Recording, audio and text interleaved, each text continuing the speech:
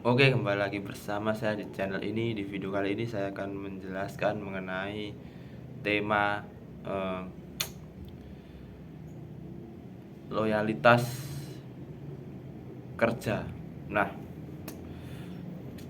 saya membahas video kali ini karena eh, ya ingin membahas saja sih tentang dunia kerja ini, terutama yang namanya loyalitas ini ya. Loyalitas kerja di Indonesia ini. Nah, seringkali kita mendapati loker atau lowongan kerja yang berseliweran di entah itu di Instagram, Facebook, entah itu di WA, di Telegram. Loker yang dimana itu eh, misalkan ya sudah jelas tempatnya, sudah jelas PT-nya, sudah jelas apa perusahaannya bergerak di bidang apa, terus job desk-nya apa, sudah jelas. Nah, ketika kita melihat loker di media sosial, itu pikiran kita itu kenapa ya? Misalkan kita berpikir A, ternyata realitanya setelah masuk B. Kita berpikir C, realitanya setelah masuk menjadi A. Kebanyakan seperti itu.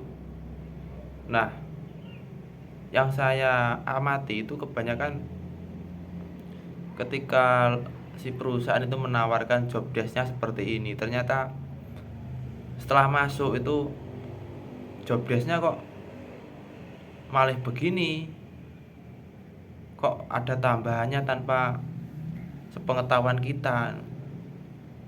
Dan misalkan ya contohnya ada lowongan yang jam kerjanya itu normal lah, jam 7 sampai jam 4 sore atau jam 8 sampai jam 4 sore. Nah, setelah berjalannya waktu masuk ke perusahaan tersebut atau kantor tersebut, itu kebanyakan kok lembur, kok sampai malam, sampai di luar, pokoknya di luar kesepakatan awal. Kebanyakan seperti itu loker-loker di Indonesia ini.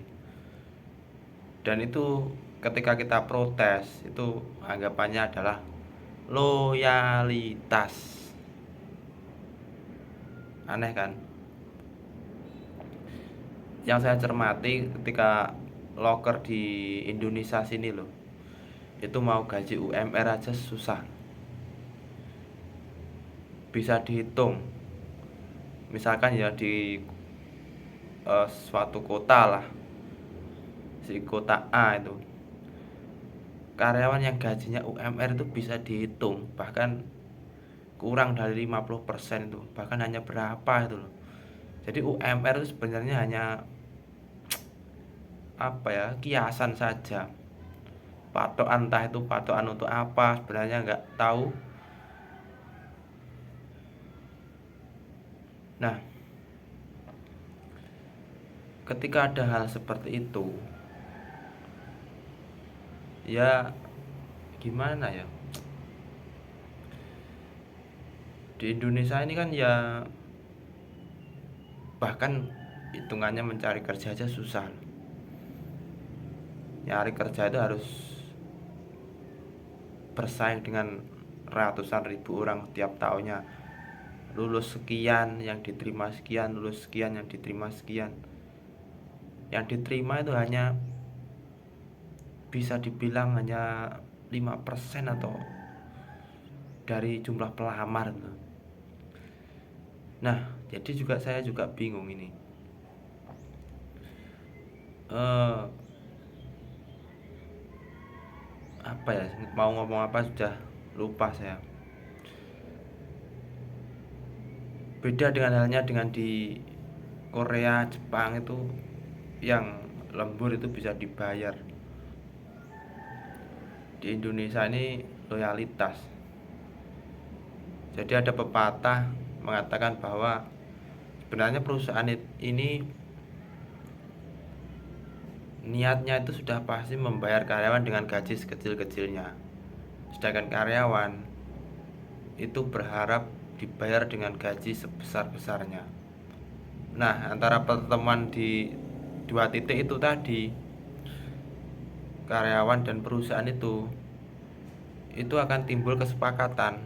Dalam artian misalkan perusahaan menetapkan target sekian, karyawan harus menyanggupi target seperti itu. Ketika karyawan menyanggupi, ya udah, dia menerima gaji yang sesuai, dan perusahaan pun juga mendapatkan untung setelah karyawan itu melakukan target yang seperti itu gitu. Tapi ya tetap aja memang perusahaan ini banyak yang bersifat kapitalis lah. Bahkan dengan embel-embel BUMN juga ada, nggak saya sebut lah. Jam kerjanya luar biasa, bahkan sampai malam, nggak ada insentif, nggak ada lembur. Anda pasti tahu sendirilah. Nah, jadi ya untuk misalkan orang-orang yang baru lulus ya, kok